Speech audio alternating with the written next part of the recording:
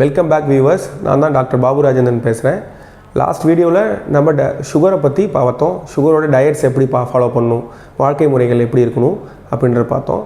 So இந்த வீடியோவில் என்ன பண்ண போகிறோன்னா, நம்ம சர்க்கரை நோய் வந்துச்சுன்னு சொன்னால் மாத்திரைகள் நல்லதா, இன்சுலின் நல்லதா, இல்லை மாத்திரை மட்டுமே போட்டால் போதுமா, அதனால் இன்சுலினால் வர பிரச்சனைகள், மாத்திரையால் வர பிரச்சனைகள், இதையும் பார்க்கலாம்.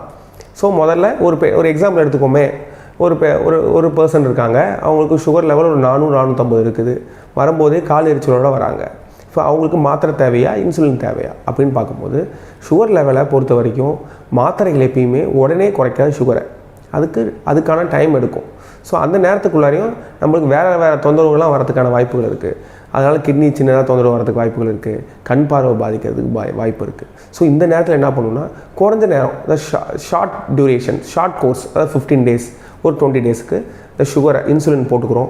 அதுக்கேற்ற மாதிரி சுகரை குறைச்சதுக்கப்புறம் திருப்பி மாத்திரைக்கு நம்ம போயிடலாம். சில பேர் இது ஒரு கொஷினே இருக்குது.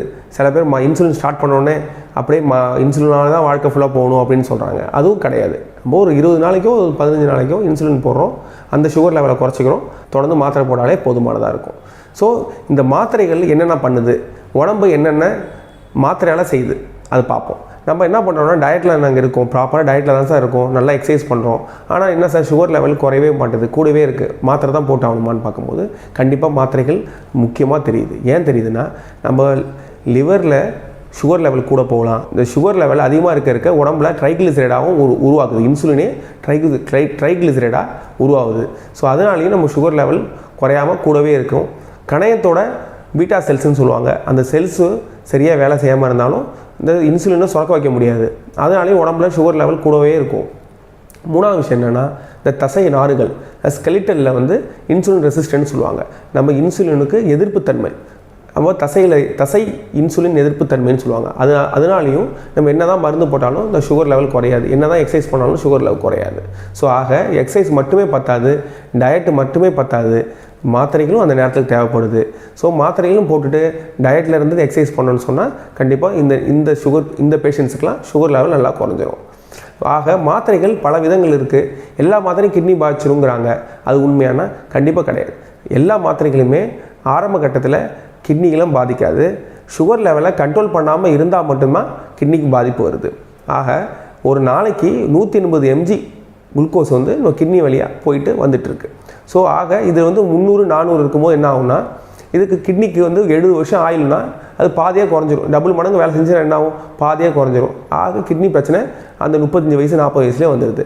அவங்க என்ன சொல்லுவாங்க, கிட்னி பிரச்சனை வந்தது காரணமே மாத்திரை போட்டு தான் வந்துச்சு அப்படின்னு சொல்லுவாங்க. கிடையவே கிடையாது. மாத்திரையால் கிட்னி பிரச்சனை வராது. மாத்திரை போட்டும் சுகர் லெவல் ரத்தத்தில் அதிகமாகவே இருக்கிற பட்சத்தில் கிட்னி தொந்தரவு வருது. ஸோ இந்த நேரத்தில் என்ன பண்ணணும் அப்படின்னா, ஒன்ஸ் கிட்னி தொந்தரவு வந்துருச்சுன்னா சில மாத்திரைகளை அவாய்ட் பண்ணுறது நல்லது. ஏன்னா மோஸ்ட் ஆஃப் த டேப்லெட்ஸ், எல்லா டேப்லெட்டும் கிட்னி வழியாக தான் வெளியே போகுது.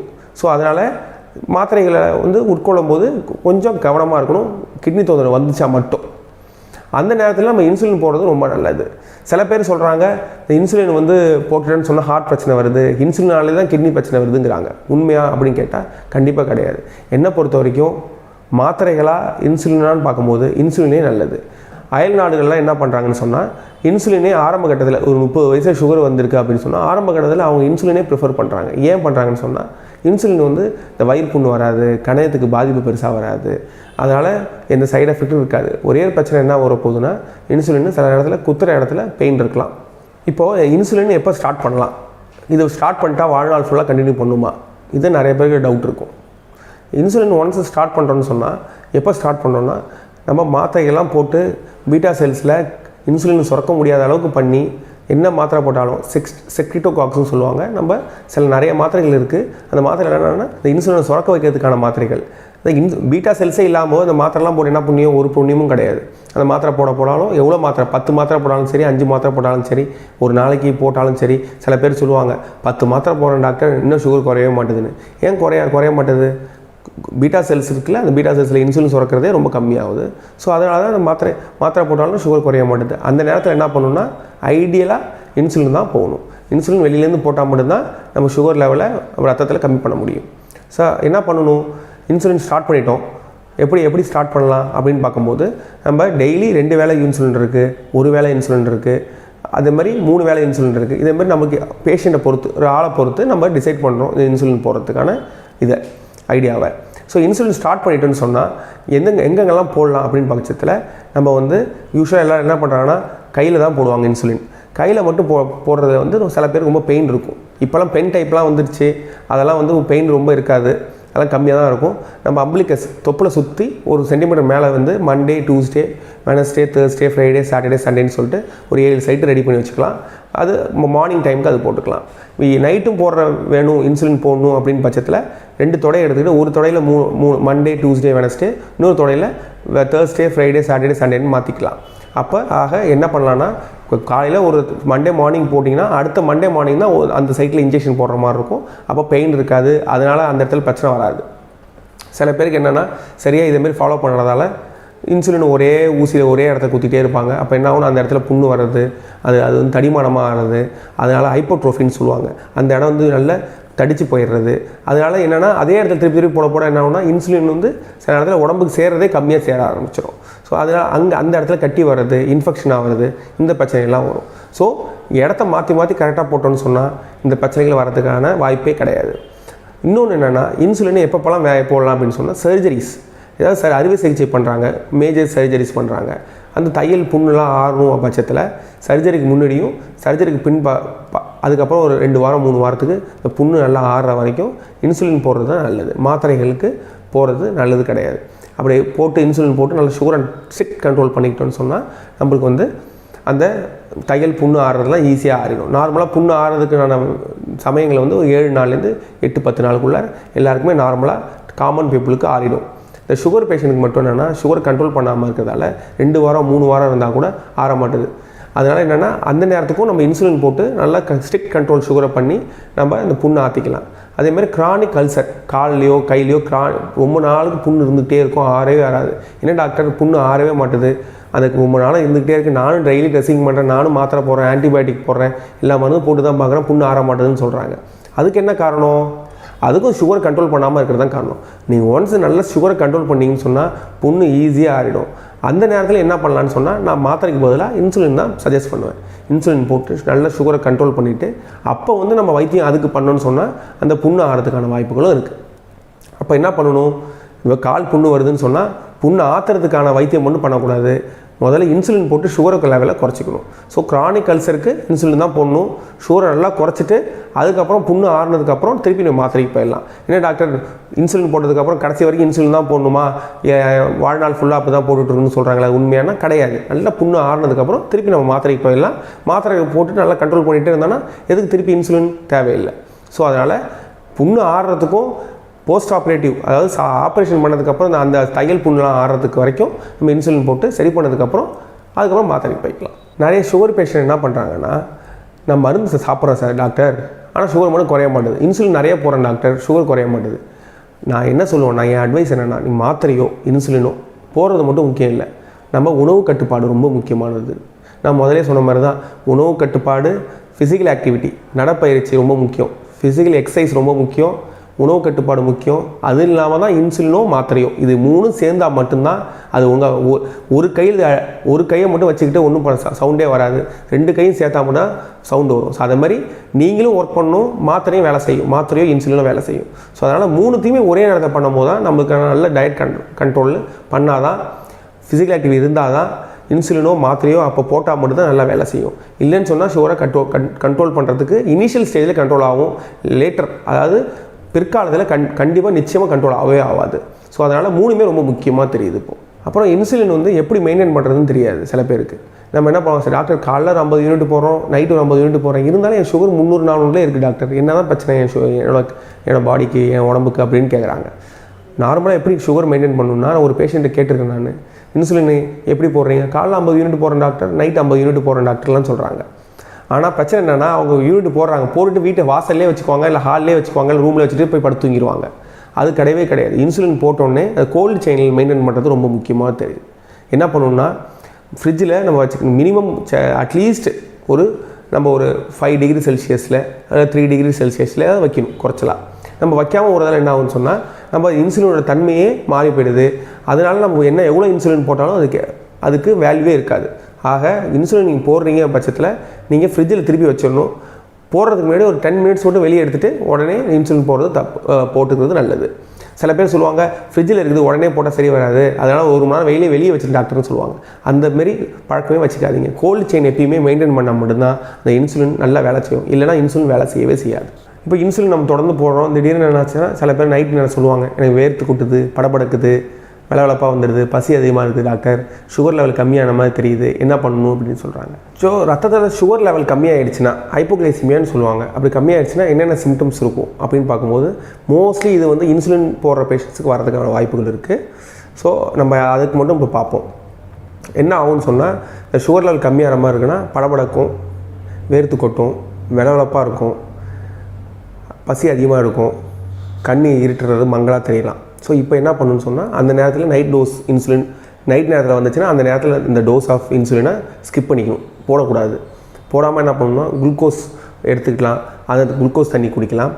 குளுக்கோஸ் பில்லெட்டே விற்கிது, குளுக்கான்டி பில்லெட்டு, அதே நம்ம நாக்கில் போட்டு கொஞ்சம் சூ பண்ணுன்னு சொன்னாலே இந்த சுகர் லெவல் கொஞ்சம் கூட போயிடும். அது இல்லைன்னு சொன்னால் பாலில் சக்கரை கொஞ்சம் கூட போட்டு பால் குடிச்சிக்கிறது நல்லா சாப்பிட்டுட்டு இருந்தால் இந்த சுகர் லெவலை கண்ட்ரோல் ஆக்கிக்கலாம். மறுநாள் காலையில் என்ன பண்ணணும்னு சொன்னால் ஒரு குளுக்கோமீட்டரில் சுகர் செக் பண்ணதுக்கப்புறம் ஒரு டாக்டரை போய் பார்த்துட்டு அப்போ வந்து இந்த சுகர் லெவலை கொஞ்சம் அது இன்சுலின் லெவலை கொஞ்சம் ஆல்ட்ரு பண்ணி சுகரை கம்மி பண்ணிக்கிறது நல்லது. ஒரே தெரியாக ஒரு தடவை ஹைப்போகிளைசிமியா வந்துடுச்சுன்னு சொல்லிட்டு 4-5 நாள் இன்சுலின் போடாமையோ இல்லை 3 நாள் இன்சுலின் போடாமையோ டாக்டருக்கு பார்க்காமையோ இருக்கக்கூடாது.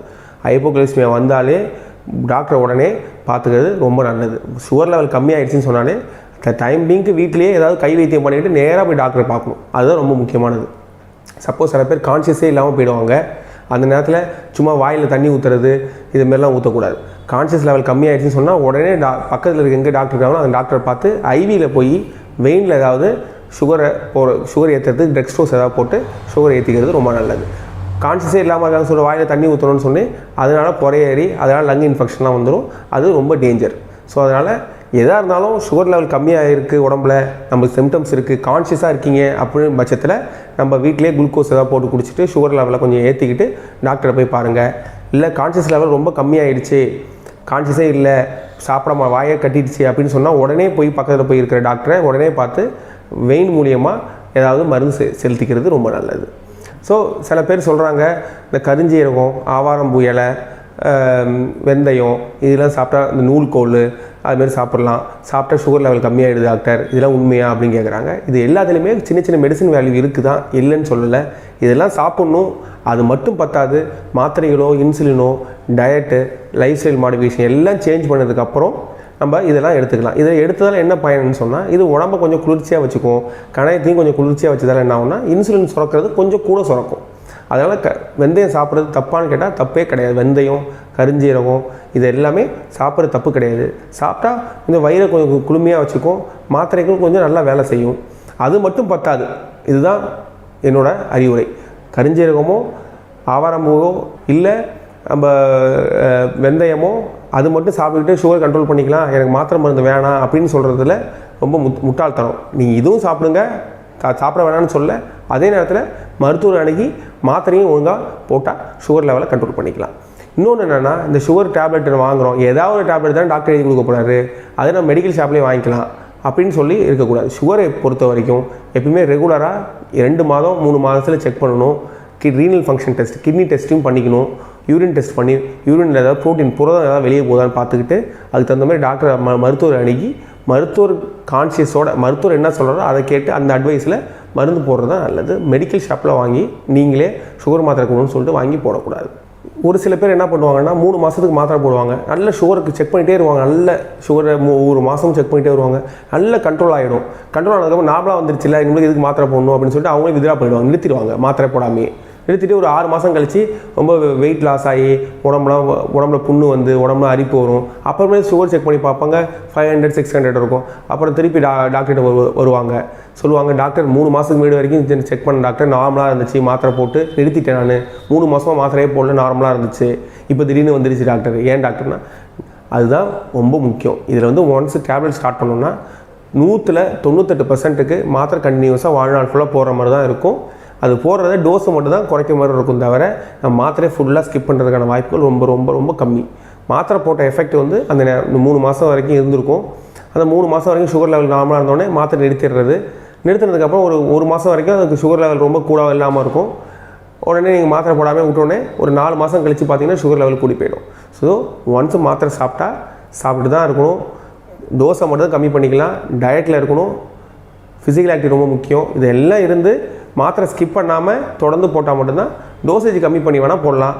தவிர மாத்திரை 100% நிறுத்துறதுக்கான வாய்ப்புகள் ரொம்ப ரொம்ப கம்மி. அதுக்கான வாய்ப்புகள் இப்போ இல்லை. ஏன் டாக்டர் மாத்திரை போட்டுட்டு சுகரை இன்சுலினை சுரக்க வைக்கிறதுக்கு பீட்டா செல்ஸை வந்து வளர்ச்சிக்கு ஏதாவது மருந்து போட்டுட்டு அதை சரி பண்ணிடலாம் இல்லை, தொடர்ந்து ஏன் மாத்திரை போடணும், சுகருக்கு ஏன் தொடர்ந்து மாத்திரை போடணும்னு கேட்குறாங்க. ஆனால் அந்த வசதிகள் இப்போதைக்கு இல்லை. இந்த பீட்டா செல்ஸை உருவாக்குறதுக்கோ அதை வந்து சரியாக்குறதுக்கோ ஆனால் மருந்துகள் வரல. நம்ம ஒன்றும் கடவுள் கிடையாது. இது ஆராய்ச்சி நடந்துகிட்ருக்கு. ரிசர்ச் போயிட்டுருக்குது. இந்த ரிசர்ச்சில் ஏதாவது நமக்கு கிடச்சிதுன்னு சொன்னால் ஃப்யூச்சரில் இது வரதுக்கான வாய்ப்புகள் இருக்குது. இந்த பீட்டா செல்ஸை சரி பண்ணுறதுக்கோ அதை நல்லா இயங்க வைக்கிறதுக்கான வாய்ப்புகள் இருக்குது. அது வந்துச்சுன்னு சொன்னால் மாத்திரை மருந்துகள் தேவைப்படாமல் கூட போகலாம். ஸோ இப்போதைக்கு அதுக்கான வசதிகள் கிடையாது. நம்ம மாத்திரை மருந்து உட்கொண்டு தான் ஆகணும். அதை அப்படி சாப்பிட்டா மட்டும்தான் நம்ம சுகர் லெவல் கட்டுக்குள் வச்சுக்க முடியும். அப்படி கட்டுக்குள் வச்சுக்காமல் விட்டோன்னு சொன்னால் மற்ற ஆர்கன்ஸ், கண், நான் சொன்ன மாதிரி இப்போ ஃபஸ்ட்டு வீடியோவில் சொன்னேன்ல, கண் பாதிக்கலாம், ஹார்ட் பாதிக்கலாம், கிட்னி பாதிக்கலாம், இல்லை நுரையீரலில் பிரச்சனை வரும், மூளை பிரச்சனை வரலாம், கால் பாதங்கள் எல்லா இடத்துலையும் பிரச்சனை வரும். ஸோ அதனால் சுகரை கட்டுக்குள் வச்சுக்கிட்டா இந்த பிரச்சனைகள் வராது. நம்ம ரெகுலர் செக்கப் டாக்டரை போய் பார்த்துக்கணும். 3 மாதத்துக்கு ஒருத்தரை HbA1c எடுத்து பார்க்குறது ரொம்ப நல்லது. அட்லீஸ்ட் 45 நாள் 60 நாளில் சுகர் லெவல் செக் பண்ணிவிட்டு டாக்டரை பார்த்து சுகரோட மாத்திரையோட டோசேஜ் அட்ஜஸ்ட் பண்ணிட்டு இருந்தால் நமக்கு வாழ்நாளில் பிரச்சனை வராது சுகரால். ஸோ வியூவர்ஸ், இந்த வீடியோ உங்களுக்கு யூஸ்ஃபுல்லாக இருந்திருக்கும் நம்புகிறேன். ஸோ நெக்ஸ்ட் வீடியோஸில் நம்ம புது டாபிக் பார்ப்போம். இன்ட்ரெஸ்டிங் டாபிக்ஸ்லாம் பார்க்கலாம். ஸோ ஏதாவது டவுட்ஸ் இருந்துச்சுன்னா கமெண்ட் பண்ணுங்கள். நாங்கள் அந்த டவுட்ஸை அடுத்தடுத்த வீடியோவில் போடுறோம். தேங்க்யூ.